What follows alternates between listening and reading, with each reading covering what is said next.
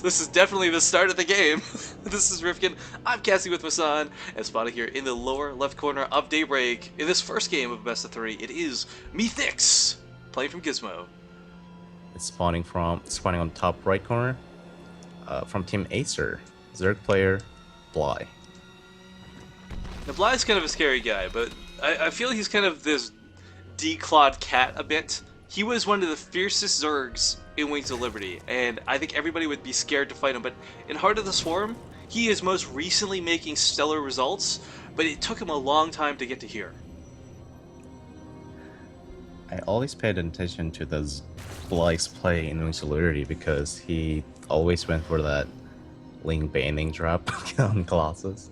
Yeah, he would do the cool stuff, like the really aggressive cool stuff. Like, I feel him and Nurchio, I know Nurchio has said in interviews he doesn't practice with teammates or anything, but I'm sure he must discuss strategies, because I find Bly's playstyle to be very similar to that of Nurchio's, in the effect that they're both very aggressive when they need to be, and when they are, they're very scary, but they're also very defensive when they need to be as well. Mm-hmm. Yep, he's one of the only Zerg who went for banning drops in Wings of Liberty. And he was also one of the only Zerg who went for link speed every single game and opened a 2-base against Force Fast expansion until very, very, very late stage of Wings of Liberty. So I'm excited to what he has for us on Heart of the Swarm. Yeah, there's this one video I always harken back to. The coolest thing was, like, Bly was that guy who every time Protoss went Force Fast expand, and oh, are you getting some lag spikes or is this just me? Think it might be just you. Okay, well, I hope that's not problematic. If it becomes problematic, I'll just leave. But one of the things for Bly that I always enjoyed was Protoss would go Forge Fast Expand, and always you'd see a Protoss player use part of their wall as a cybernetics core. And Bly would do 2-base roaches, not all in, but 2-base roaches, just so they could take down that cyber core very early on and basically outrange the cannon. So at that point, when I started seeing him do moves like that, I was like, oh, I love watching this guy play.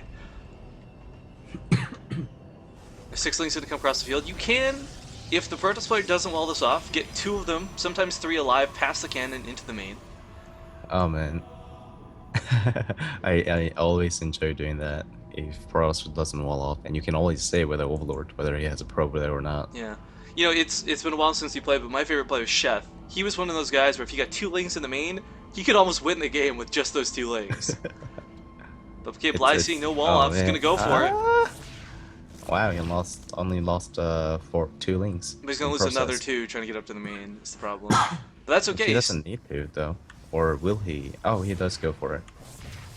Oh, actually, only loses 1, so 3 do make it up here, and this could be very problematic for MetHiX because, of course, when you don't have a stalker on the field, dealing with these lings is very problematic. Yeah, oh, almost gets that one.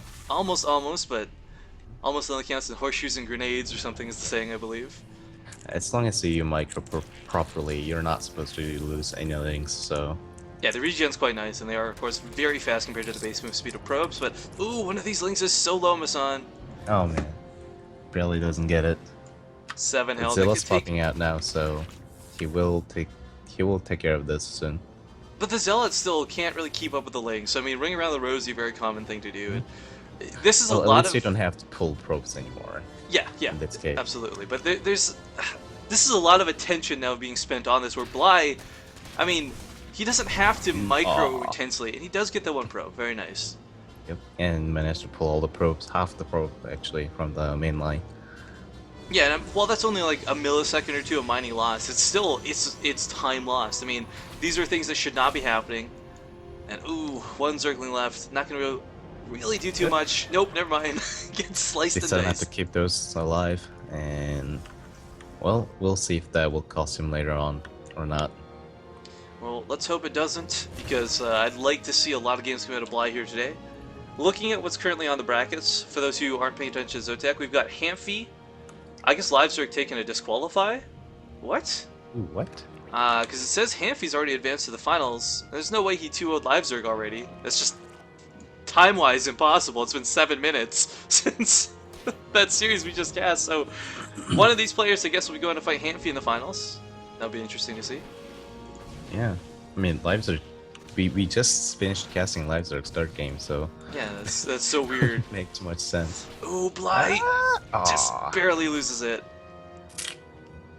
That is unfortunate. Losing Overlords in the early game is never fun. I mean, Larva, when you don't have an abundance of Larva in the early game, that Mhm. Overlord loss kind of sucks, but a Stargate and a Robo, I'm really curious if this is going to be the sort of bait and switch mechanics that we all see Protoss do. You know, get the Phoenixes out, bait the Hydra, switch to Colossus. Because this Uh-oh. is a quite early Uh-oh. Robo to pair with this. Look what I see on the Zerg side of the map. Hmm? Look what I see on the Zerg side of the map. I'm looking, but I'm blind apparently. Fill me in, my son. There's a proxy pylon in Oh! when yeah. Sorry, I was looking for like in the Zerg bases. I thought you meant like he had like a Oh. Nidus or something crazy that I was missing coming down. Oh no, no, no. No, you're right. This pylon will be a very big pain to deal with. Okay, that's not us lagging by the looks of it. Thank goodness. I don't think so. No, I saw it was Since one of I the other saw that. ops. Yeah. Yeah.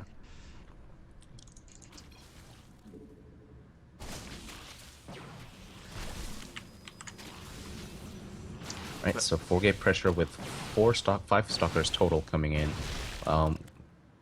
Does Bly have linked speed done? Yes, it does. Wow, so he will clean this up if Ross decides to stay. And he's got enough roaches to bully this too. So I mean, it's not an over dedication of roaches, but paired with these lings, we'll have no problem driving off. But the third base has got to be careful. Gonna take a little bit of heat if he doesn't respond. Alright, never mind. Stalker's just gonna back off for the time being. Meanwhile, Overlord trying to scout the main still gets picked off despite that lovely speed advantage. Phoenixes are quite fast. Yep. And Robotech being... Wait, what did he make Robo for? Oh, okay.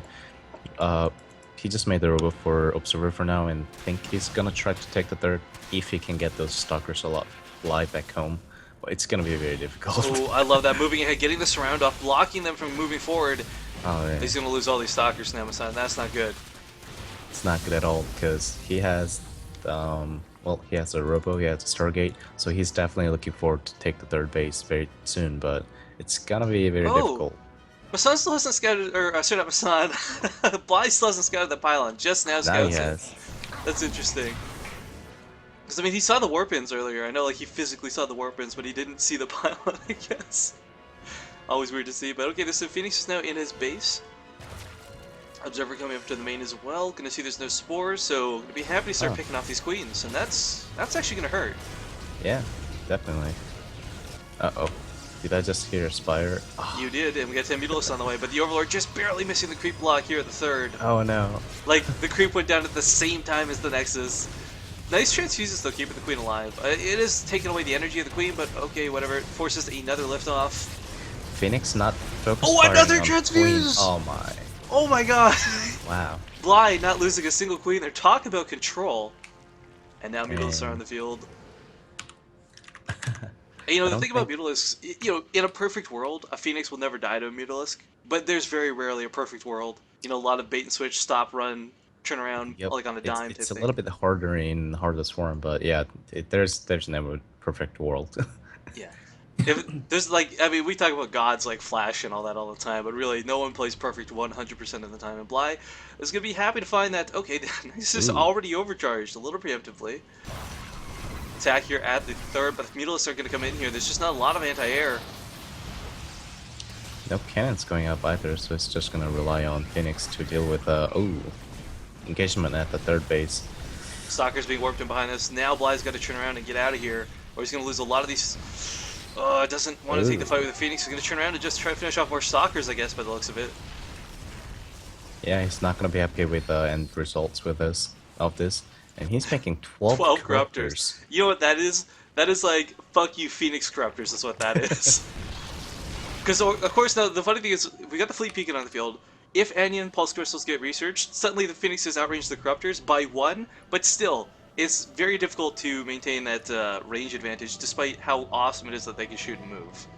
Indeed it is, unless the Protoss goes for double Stargate, in which Phoenix actually can deal with the Corruptor pretty well, just because of sheer number.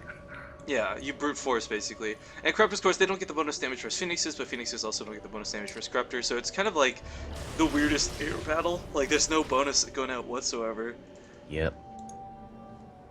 Okay, here are a lot of these Corruptors, and Anion Pulse Crystals do not exist, so we cannot outrun these. Ooh, 2 Phoenixes Losing going down 2 immediately. Phoenixes, Yeah, that's a little bit rough, but that's okay. He's got the Stalkers underneath this and a Mordor too, but I mean, really, The Corruptors are not that scary right now. There's nothing following up underneath. He's making a lot of Lings and Roaches back at home, but I mean, they're not Broodlords yet. There's nothing. This is not like a carrier that, you know, MetHiX has to hide. He's perfectly fine losing these Phoenixes if that ends up being the case.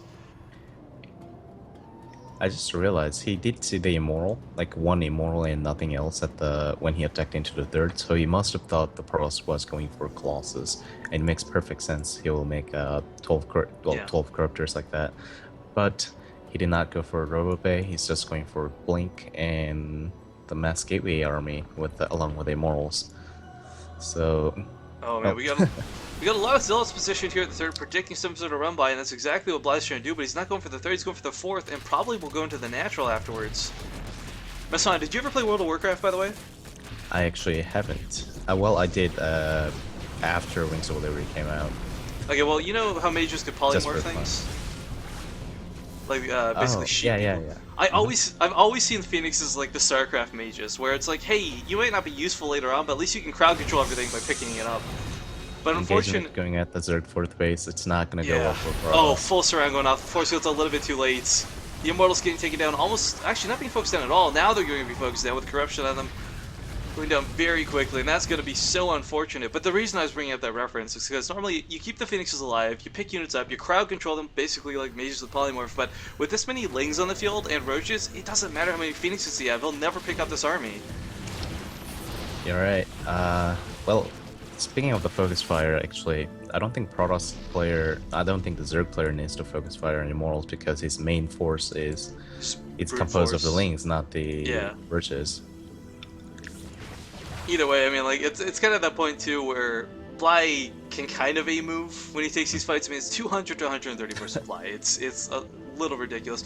We've got Tempest coming on the way, but Tempests are not the way you deal with Corruptors. They're great for dealing with Broodlords, but Corruptors, you're just going to swarm in and kill them. I think he's expecting... Yeah, he did see the hype, so he's actually expecting Broodlord switch anytime soon. And he will see the Greater Spiral being warped in.